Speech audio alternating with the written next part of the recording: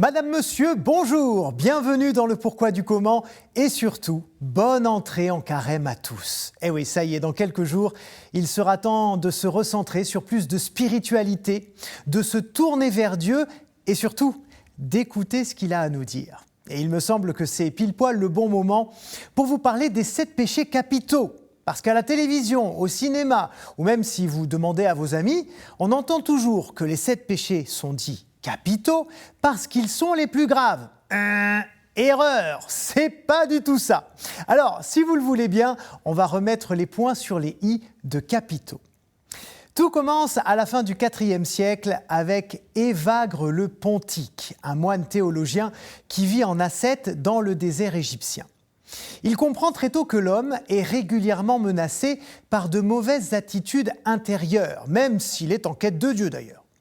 Du coup, pour aider ses frères moines à lutter contre tout ce qui peut les éloigner de la vérité du Seigneur, il rédige un traité pratique dans lequel il isole ce qu'il appelle les passions ou maladies de l'âme, la gourmandise, la fornication, l'avarice, la tristesse, la colère, l'acédie, c'est-à-dire la paresse spirituelle, la vaine gloire et l'orgueil. Et pour lui, c'est la victoire sur ces passions qui rend l'homme capable de Dieu, selon ses propres termes. Cette liste sera remaniée par le théologien Jean Cassien au Ve siècle, puis par le pape Grégoire le Grand au VIe siècle. Et les 7 péchés capitaux, tels qu'on les connaît aujourd'hui, sont définitivement fixés en 1215 au moment du concile du Latran et consignés par le théologien Thomas d'Aquin. Et quand l'Église fait ça, c'est pas du tout pour faire peser une épée de Damoclès sur les gens ou les pointer du doigt, pas du tout. C'est pour aider les chrétiens à repérer toutes ces tendances, très humaines finalement, qui les poussent à faire de mauvais choix. Et si ces péchés sont dits capitaux, c'est pas non plus parce que l'Église pourchasse les brebis égarées pour les faire monter au bûcher. En fait, capital vient du latin caput, qui veut dire tête. Or, la tête au sens propre, c'est bien la partie du corps qui gère l'organisme tout entier. C'est de là que tout vient, que tout se diffuse en nous.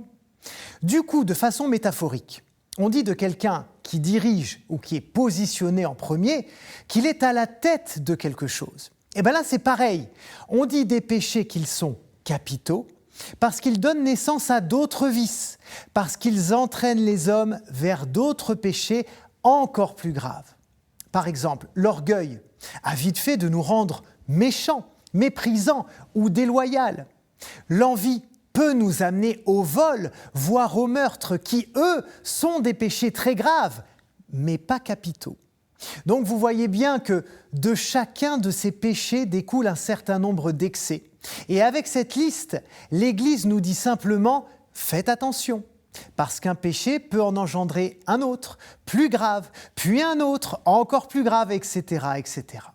Bon, j'entends effectivement les gens qui me disent « Oui, mais les péchés capitaux, c'est du n'importe quoi, la preuve dedans, il y a la gourmandise ». Alors, c'est vrai. Pour ce péché-là, il y a un problème de traduction qui nous induit en erreur depuis très longtemps. En fait, on ne parle pas de gourmandise, mais bien de gloutonnerie. Parce que forcément, quand on se remplit plus qu'on ne déguste, on est dans l'excès pur et dur. D'ailleurs, on peut décliner ça pour les autres. Quand on parle de la luxure, personne ne condamne le fait d'aimer embrasser ou faire l'amour à l'être aimé.